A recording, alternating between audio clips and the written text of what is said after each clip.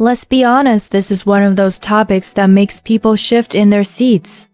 The moment the conversation turns towards sexual boundaries, the room gets quiet, eyes look away, and someone usually cracks a joke to break the tension. It's uncomfortable, not because the topic is inappropriate, but because most of us were never taught how to talk about it. Silence, embarrassment, and mixed messages filled the gap where education should have been. From a young age, many people learned that talking openly about bodies, consent, or personal limits was awkward or too much. Questions were shut down. Feelings were dismissed. Instead of learning healthy communication, people were taught to guess, assume, or just go along with whatever felt expected. That's not wisdom, that's confusion disguised as maturity. And it's why so many adults still struggle with boundaries they were never taught to name. What makes this topic even more uncomfortable is how personal it feels. Sexual boundaries touch identity, self-worth, past experiences, and sometimes trauma. For some, this conversation brings up memories of moments they didn't know how to handle, times they felt pressured, or situations they brushed off even though something felt wrong. That discomfort isn't weakness, it's a signal that something important deserves attention. Society also sends mixed signals. On one hand, we're surrounded by sexual content everywhere, movies, music, social media. On the other hand, real conversations about boundaries are avoided or oversimplified. We're told to just say no, without being taught how to recognize discomfort, communicate limits, or respect someone else's. That gap leaves people unprepared, and when confusion leads to harm, silence follows. But here's the truth. Discomfort is not a reason to avoid a topic, it's a reason to explore it. Learning about sexual boundaries isn't about blaming, shaming, or pointing fingers. It's about clarity. It's about giving people language for their feelings and tools for real-life situations. When boundaries are understood, relationships become safer, communication becomes easier, and trust grows naturally. This conversation shouldn't feel taboo. It should feel empowering. Because understanding boundaries isn't about sex alone, it's about respect, safety, and self-awareness. Once we stop treating this topic like something dangerous to talk about, we open the door to healthier relationships, stronger confidence, and a deeper understanding of ourselves and others. And that's something worth getting a little uncomfortable for. When most people hear the phrase sexual boundaries, they immediately think it means saying yes or no. But real boundaries go way deeper than that. They aren't a single decision made in a moment. They're an ongoing conversation between your values, your comfort level, and the situation you're in. Reducing boundaries to just consent misses the bigger picture and leaves people unprepared for real life. Sexual boundaries are about what feels right, what feels wrong, and what feels uncertain.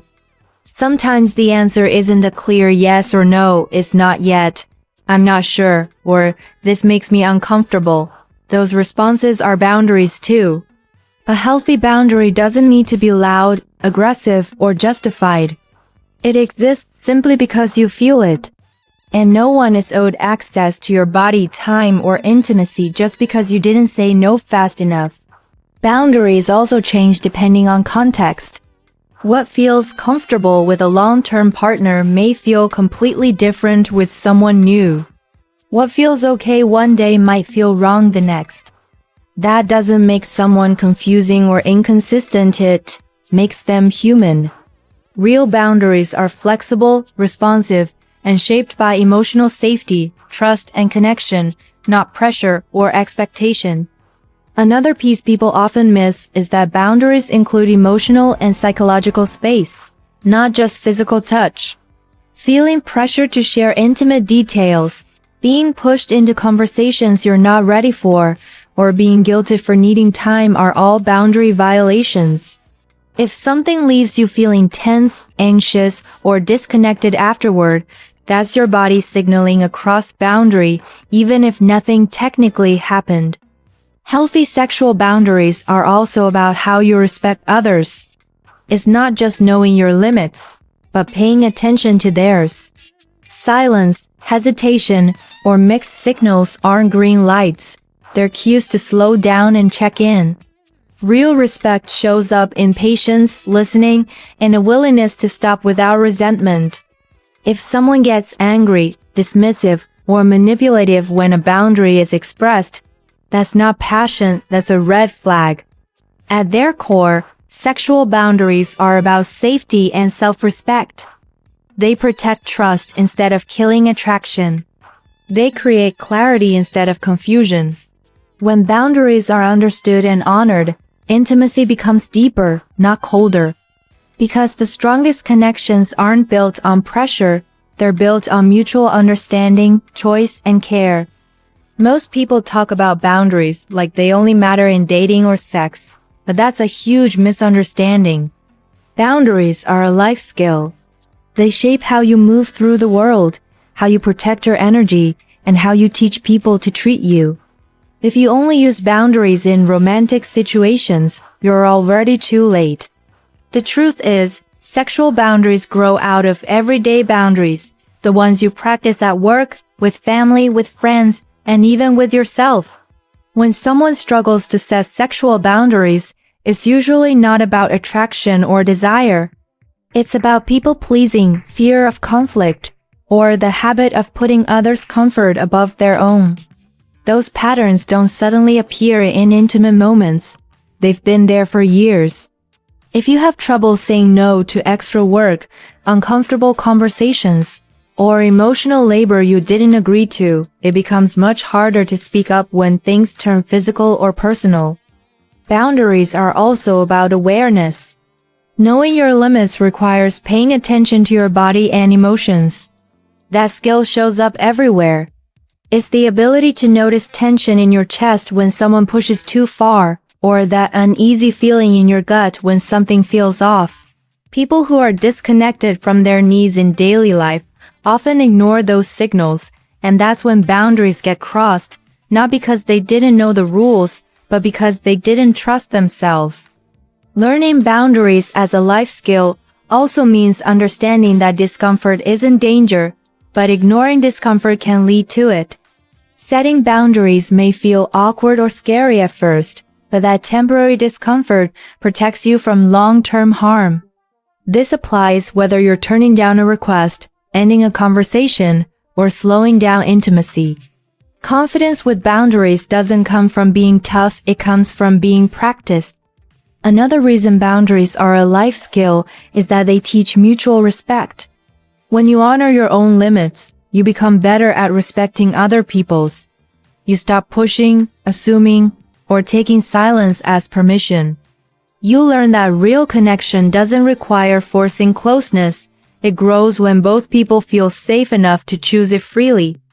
Ultimately, boundaries aren't about control or rejection. They're about clarity.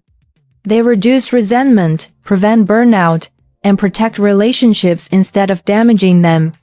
When you understand boundaries as a life skill, not just a dating rule, intimacy becomes healthier, communication becomes cleaner, and self-respect becomes non-negotiable. And that changes everything, not just who you date, but how you live.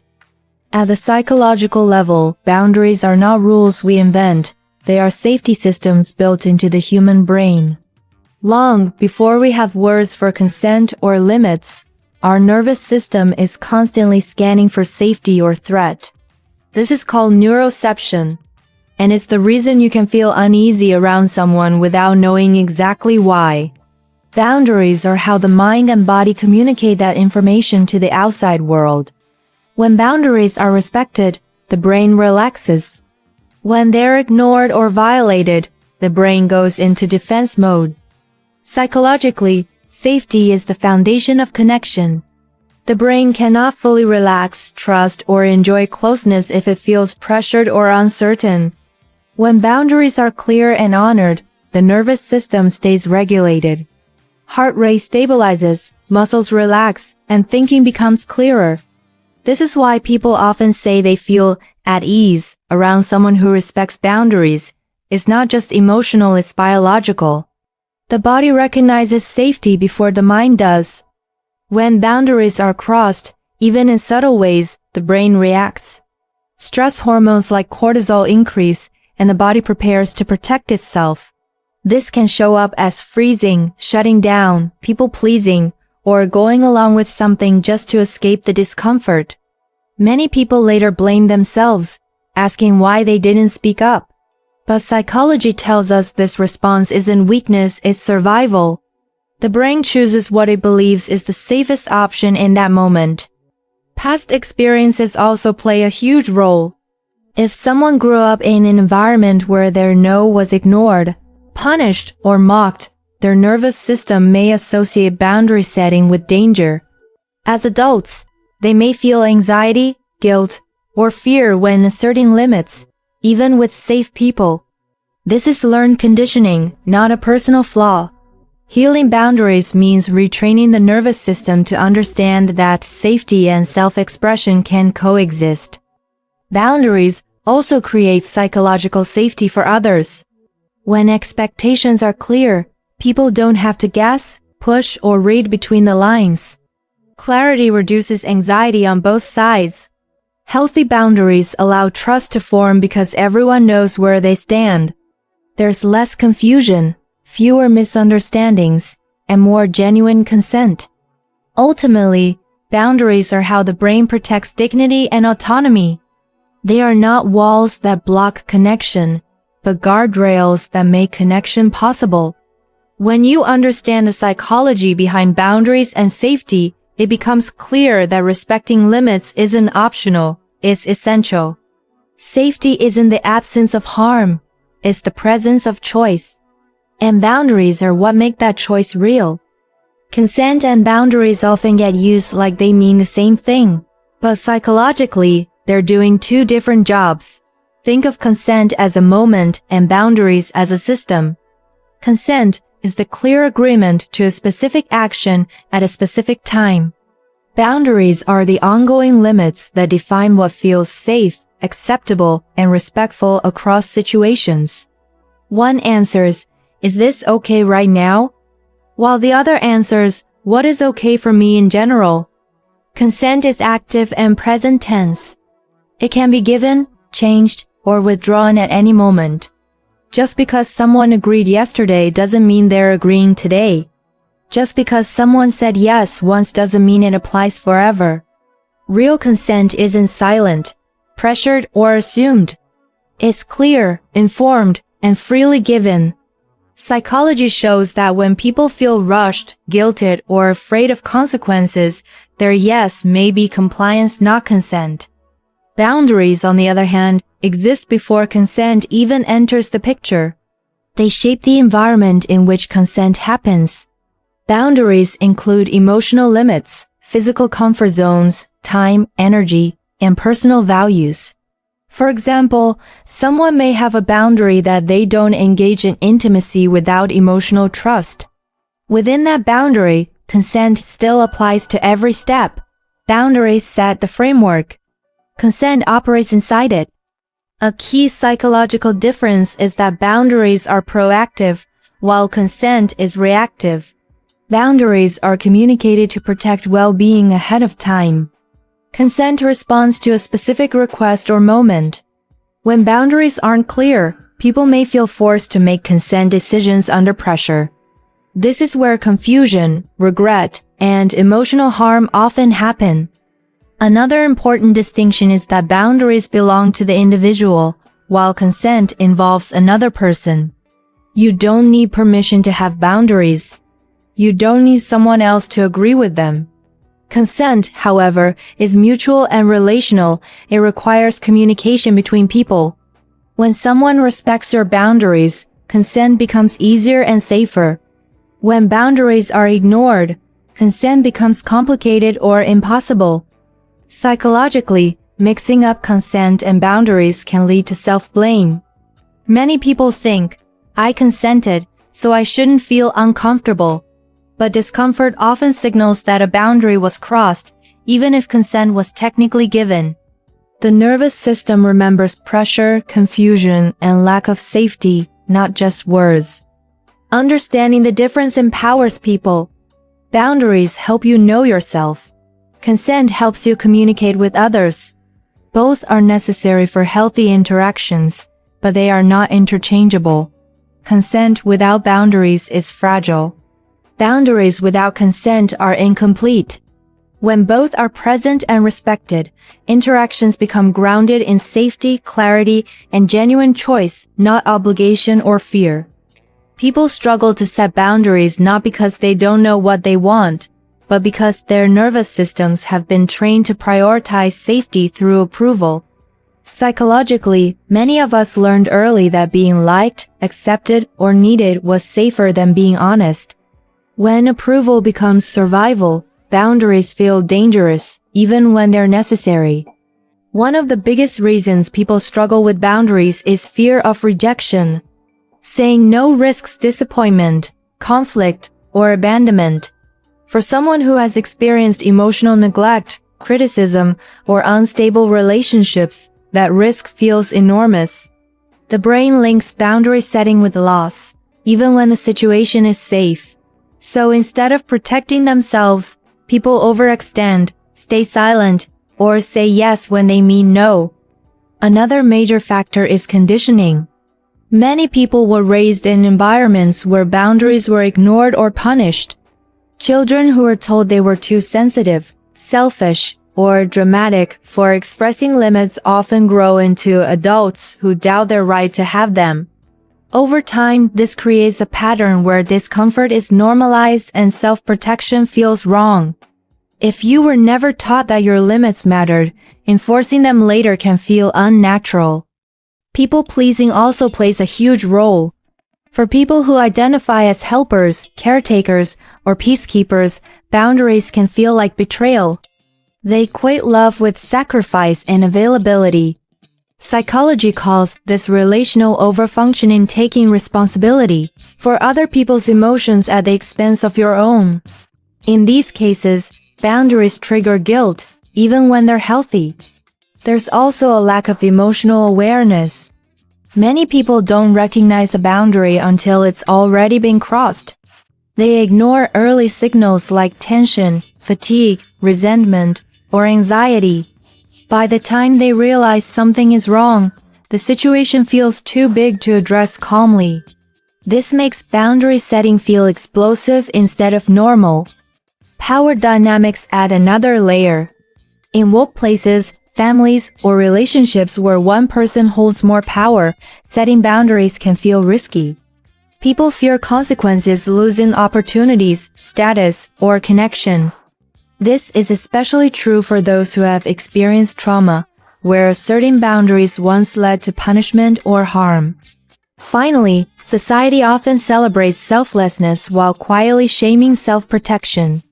Hustle culture, caregiving roles, and romantic narratives teach people to push past their limits. But boundaries aren't walls. They're filters. They don't push people away. They show people how to treat you. Struggling with boundaries isn't a personal failure. It's a learned response to fear, conditioning, and survival. And anything learned can be relearned. Emotional boundaries and physical boundaries often get talked about together, but they serve different psychological purposes. Both are essential for safety and healthy relationships, yet many people recognize physical boundaries more easily than emotional ones. That's because physical limits are visible, you can see touch, proximity, and space, while emotional boundaries operate quietly beneath the surface. Ignoring either can create confusion, resentment, and emotional harm. Physical boundaries are about your body, your space, and your comfort with physical contact. They include who can touch you, how, when, and in what context. These boundaries vary widely from person to person. Some people are comfortable with hugs, others aren't. Some are okay with intimacy early on, others need time. None of these preferences are wrong. Physical boundaries exist to protect bodily autonomy, and psychologically autonomy is a core human need. When physical boundaries are crossed, the body reacts immediately: tension, fear, freezing, or the urge to pull away.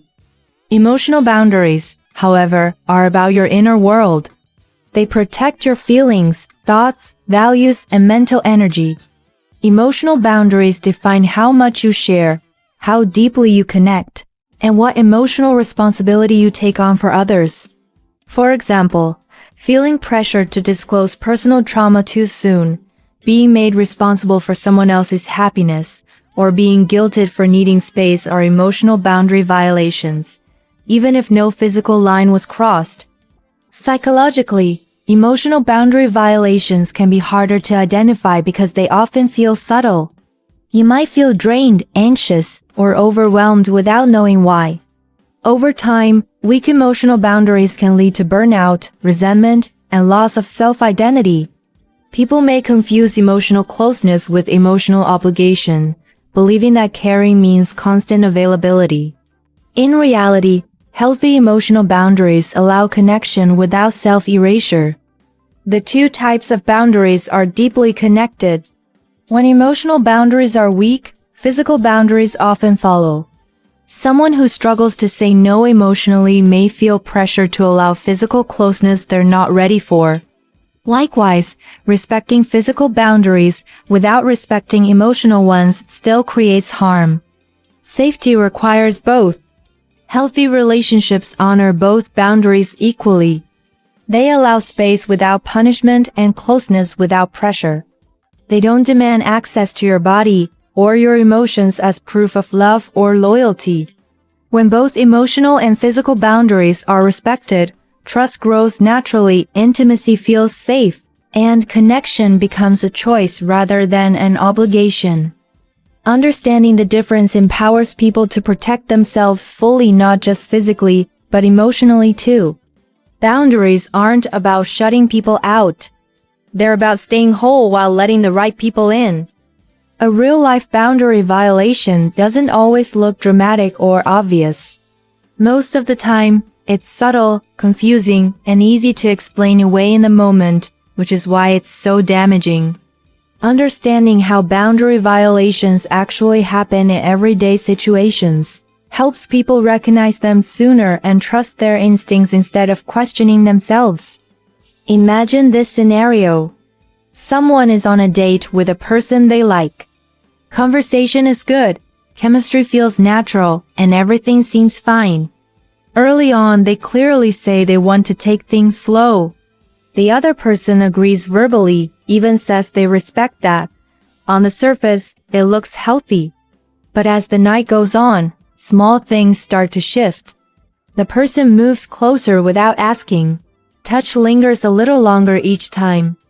When there's hesitation, it's ignored. Nothing is said outright, but pressure builds.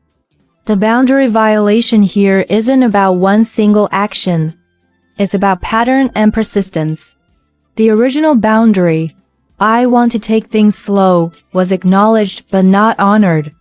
Each small push tests how much resistance there is. Psychologically, this creates confusion. The person feels uncomfortable but wonders if they're overreacting. They don't want to ruin the mood, so they stay quiet. This is a common freeze response, where the nervous system chooses stillness instead of confrontation to avoid conflict. Another key part of boundary violations is emotional manipulation. When discomfort is expressed, the response might be guilt-based. I thought you trusted me, or I guess you don't like me that much. These statements shift responsibility. Instead of respecting the boundary, the violator reframes it as rejection or wrongdoing. This can make the other person feel selfish or dramatic for protecting themselves. What makes this situation especially harmful is that consent may appear present on the surface. No one said no out loud in that exact moment. But psychologically, consent requires safety and freedom from pressure. When someone feels cornered, rushed, or afraid of emotional consequences, their ability to freely choose is compromised. That's why people often feel unsettled afterward, even if they can't explain exactly why. The most important lesson from real-life boundary violations is this: discomfort is information. If something feels off, that feeling matters. Boundaries don't have to be violated violently to be violated meaningfully. Ignoring hesitation, pushing past limits, or using guilt to gain access are all forms of crossing boundaries. Recognizing these patterns helps people stop blaming themselves and start trusting their internal signals. Boundaries are not about being difficult, they're about staying safe, grounded, and respected in real-life situations where clarity isn't always obvious.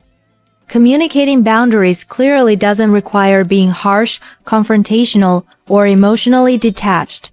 In fact, the biggest obstacle isn't wording, it's guilt. Many people know what their boundary is, but they hesitate to express it because they're worried about hurting someone's feelings, being misunderstood, or seeming too much.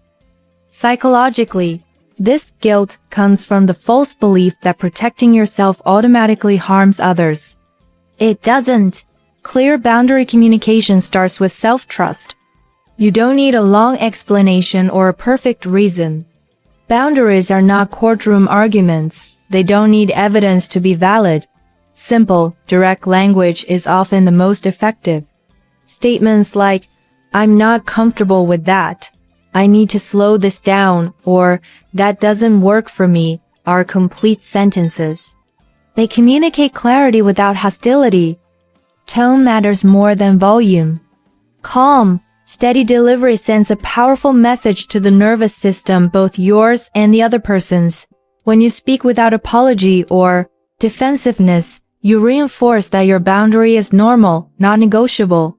Adding too many justifications can invite debate. The more you explain, the more someone may feel entitled to push back. Clear boundaries close loops. Over-explaining opens them.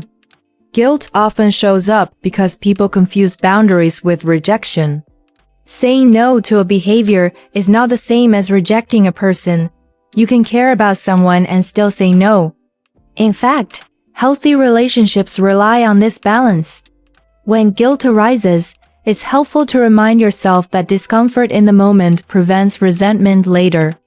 Short-term awkwardness protects long-term well-being. Another powerful technique is using I statements. These keep the focus on your experience rather than accusing the other person. For example, "I feel overwhelmed when things move too fast" is more effective than "you're pushing me." This reduces defensiveness while still maintaining firmness. The goal isn't to convince, it's to communicate. It's also important to pay attention to how someone responds. Respectful people may ask clarifying questions or adjust their behavior. Disrespectful responses often include minimizing, guilt-tripping, or ignoring what you said. Those reactions are information. You don't need to argue your boundary into existence. It either gets respected or it doesn't. Letting go of guilt takes practice. Boundaries feel uncomfortable at first because they're unfamiliar, not because they're wrong. Over time, each clear boundary builds confidence and self-respect. You start to realize that the right people don't punish you for honesty, they appreciate it. Communicating boundaries clearly isn't about being perfect. It's about being honest, calm, and consistent. When you stop apologizing for your limits, you teach others how to meet you with respect, and you teach yourself that your needs matter. Boundaries in casual dating and modern hookup culture are more important than ever, yet they're often the first thing people ignore. In a world where apps swipe you from connection to connection in seconds, it's easy to confuse chemistry, lust, or convenience with consent, respect, or emotional safety. Without clear boundaries, casual encounters can quickly leave people feeling used, anxious, or resentful. In casual dating, boundaries aren't just physical, they're emotional and logistical too. Physical boundaries include comfort with touch, intimacy, and how far interactions go. Emotional boundaries define how much you share, what you expect from communication, and how you protect your mental energy. For example, you might be okay with texting regularly but not responding instantly, or okay with meeting up casually but not introducing each other to friends or family.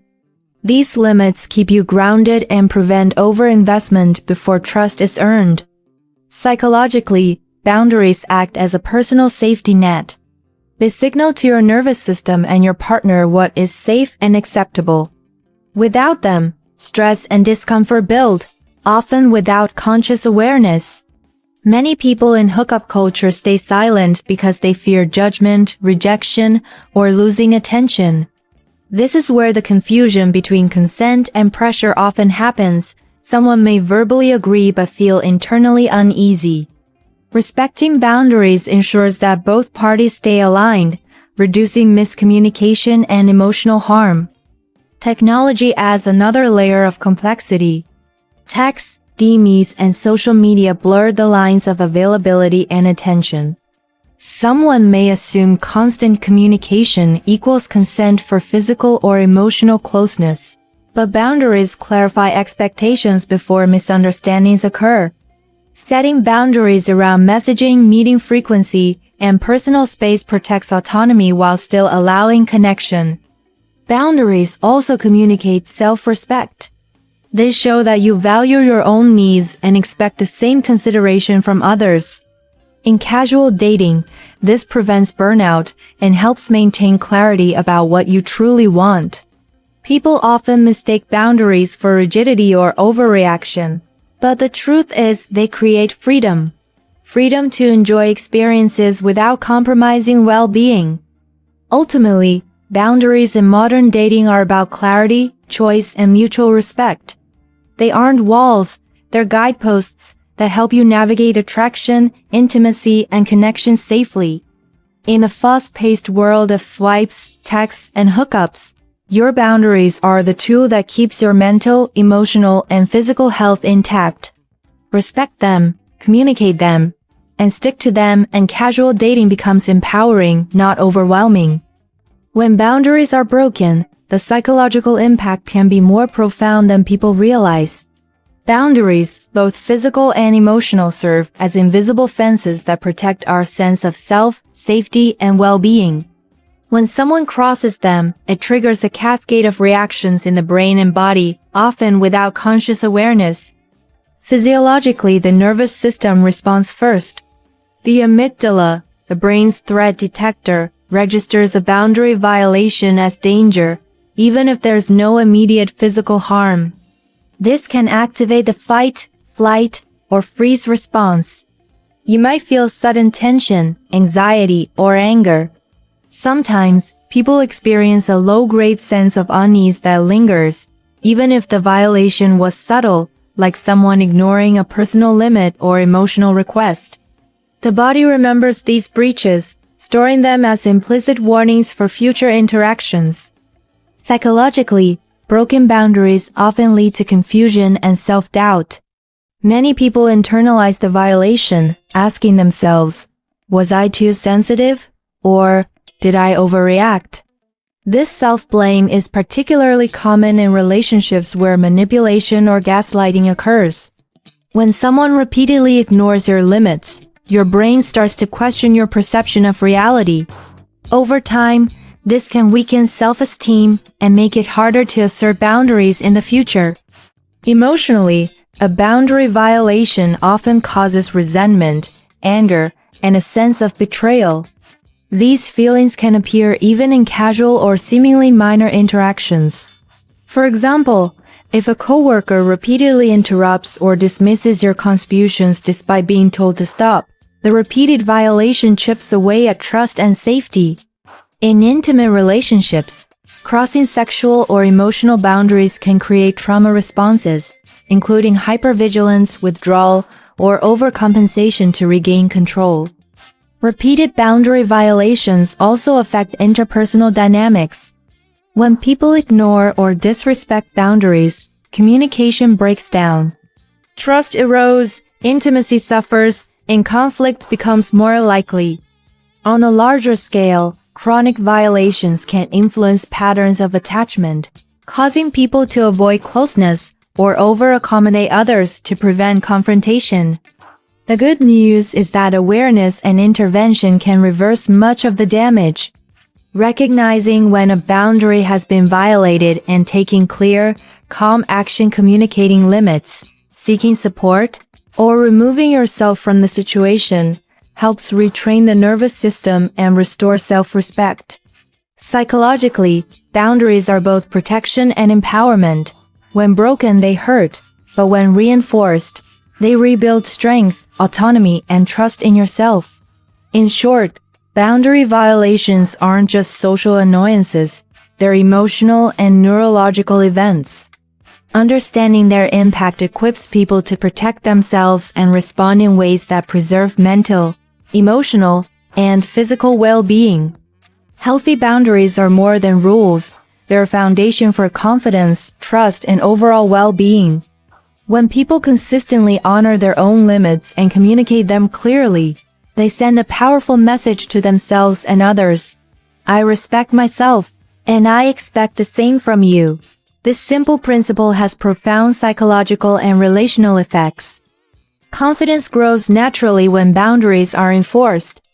Every time you say no to something that doesn't align with your values or comfort, you reaffirm your sense of self. This isn't about being rigid or unapproachable. It's about recognizing your worth and taking responsibility for your own emotional and physical safety.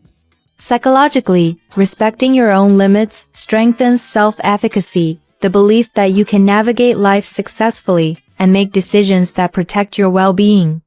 People who maintain boundaries tend to feel less anxiety, less guilt, and more clarity about who they are and what they deserve. Trust, both in yourself and in others, also grows through boundaries. Setting limits signals honesty and reliability. You show that you are predictable in how you handle your own needs, and others learn they can rely on your consistency. Conversely, respecting the boundaries of others demonstrates empathy and awareness, creating reciprocal trust. In romantic, professional, and friendship contexts, this kind of reliability fosters deeper connection and reduces conflicts caused by miscommunication or unmet expectations. Boundaries also prevent emotional burnout. Without them, people overcommit, take on others' problems, or ignore personal needs, all of which erode confidence over time. When boundaries are in place, energy is preserved for meaningful activities and relationships, allowing a person to show up fully without resentment or exhaustion.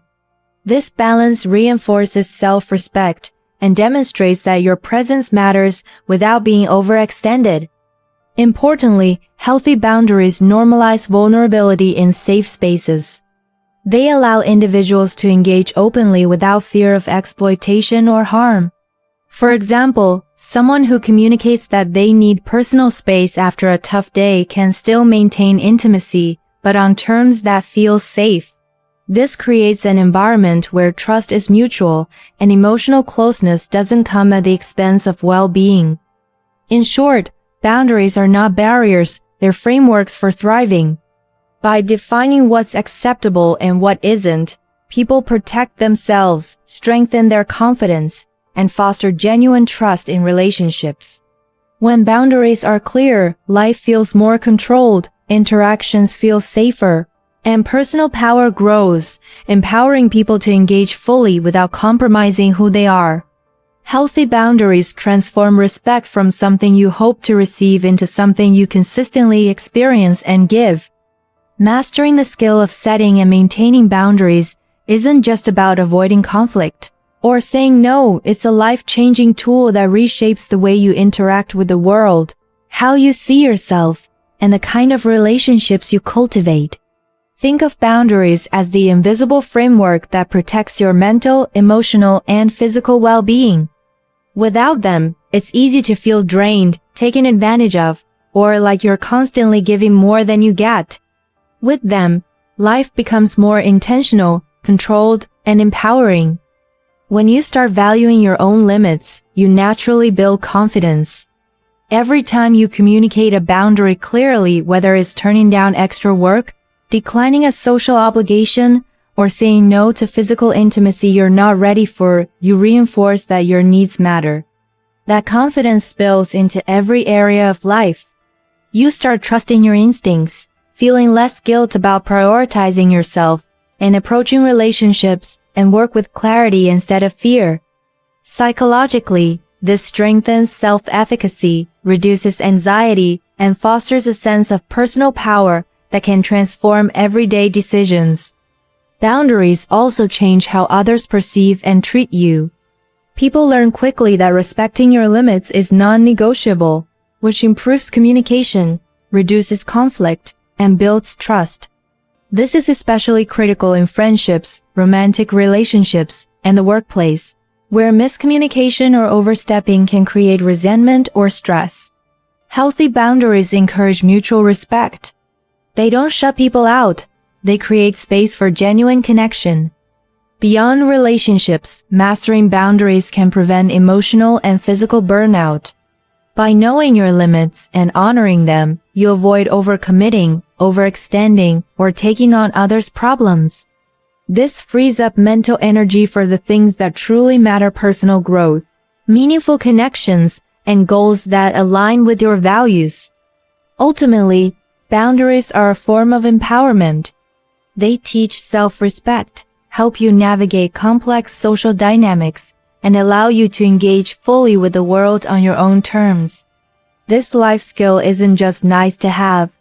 It's foundational for thriving in modern life. Whether it's protecting your time, your body, or your emotional energy, strong boundaries create freedom, security, and clarity. So, if you take one thing from this video, let it be this. Learning to set boundaries is learning to protect your life, your happiness, and your future. It changes how you feel about yourself, how others treat you, and how effectively you can live on your own terms. Start small, stay consistent, and watch how this single skill can transform everything. Understanding sexual boundaries isn't just a conversation, it's a life skill that changes how you relate to yourself and others. It's not about being rigid or difficult.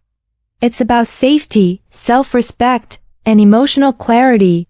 When you truly understand your boundaries, you stop second-guessing yourself, stop feeling pressured, and stop compromising your peace for approval.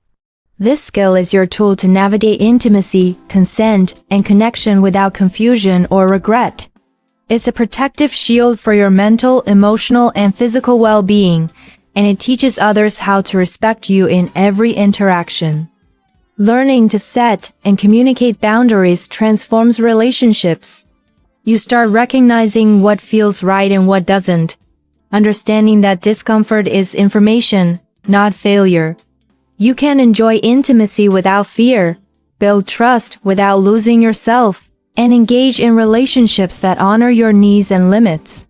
Boundaries also prevent emotional burnout and manipulation, giving you the power to step away from situations or people who drain you rather than uplift you.